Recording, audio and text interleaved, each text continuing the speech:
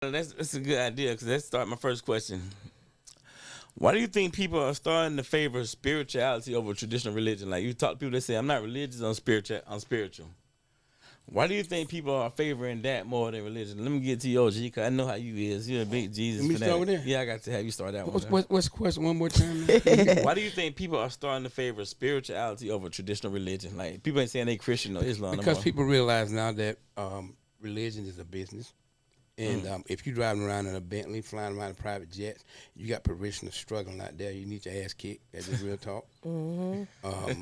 You got people starving. You got churches that are 25, 30,000 square feet large, and it closes at 5, 6 o'clock, and homeless people still in the streets, right?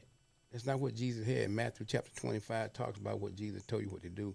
Matthew 20:19 tell you Jesus go out and make disciples of these people. Churches are not doing what they're supposed to do. So people realize it now. When Jesus went and turned them tables over, he turned the tables over in the church, not in your house, not in my house. In the church, he did it.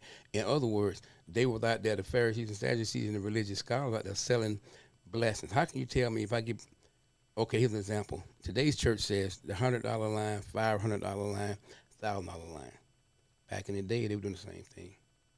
So people now people are favoring spirituality now because you realize you got a one-on-one relationship with God. Because if I'm talking to a pastor, I just say, Pastor Dollar, I don't know him, but I say, hey, I need to see the pastor. And they tell you, well, he has a 2-week waiting list. Well, the Bible tells me I can talk to God right now. Right. So who created who? Preach. Yeah, I love it. I'm gonna follow up behind that. Take the floor. I ain't got nothing. Yeah, I think he killed it. You know, hit it on the nail. What you think? Bro, I don't think we had a choice. I mean, like growing up, you know, before I even knew anything about God, you know, my dad was, he wasn't preaching, but he was in the ministry. My mom was the usher, so we had to go to church every Sunday. Right. So I didn't know nothing else. You know what I'm saying? As you get older in social media, you can see stuff that can open your brain up. You feel me?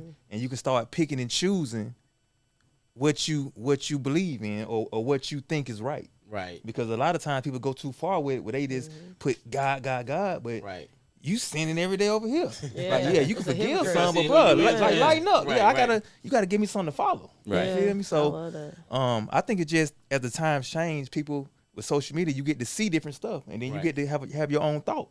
So you think the internet help people open up? Yeah, because a lot of times you train for this. So you grow up, not you might not even feel this way, but you're trained and you were just taught this, so you go off what you was taught. Yeah, rather than what you get to learn on your own. I agree with that. I want to piggyback off of that because that's really just exactly how you just explained that, and what old school said is the same. Like my dad, a lot of people don't know that he's a bishop, right? So I grew up Christian. Like I had no choice. Like so he Christian, I'm Christian, right?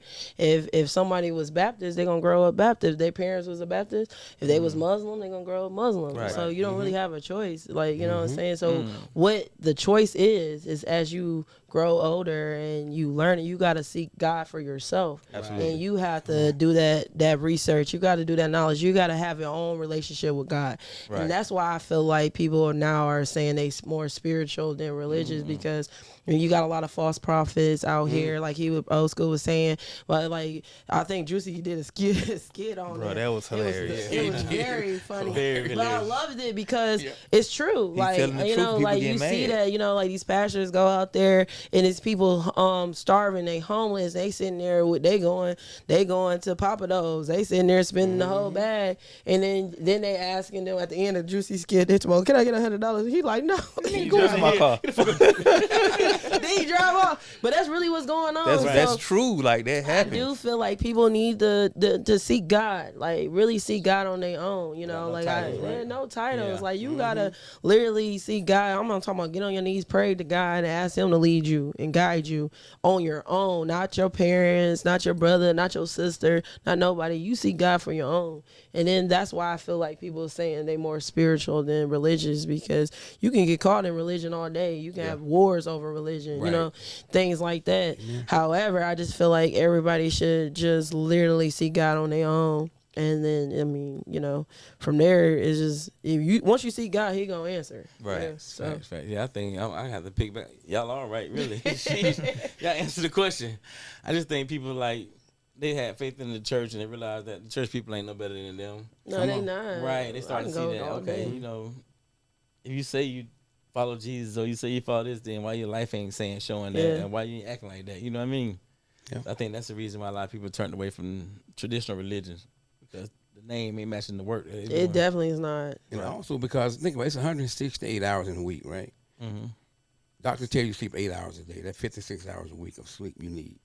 That brings you down about 112 hours a week. If you're working 56 hours a week at a job, driving an hour to work, whatever, 70 hours a week at a job, you got a family to take care of. You still got homework to do. You got to go to your little daughter's dancing and plays and stuff, right? So you busting your tail. Then you go to a crooked church on Sunday. Somebody to volunteer to do this, volunteer to do that. Man, I volunteer. You can put me on payroll like you on payroll. You better know. At least make it make sense. Make it make sense to me. Right. You know, I mean, you know what I'm saying? But that's what a lot of people done woke up. It's like God is revealing everything now. He's showing you what's going on. That's the Bible tells you that. He's showing you these crooks, man. Yeah.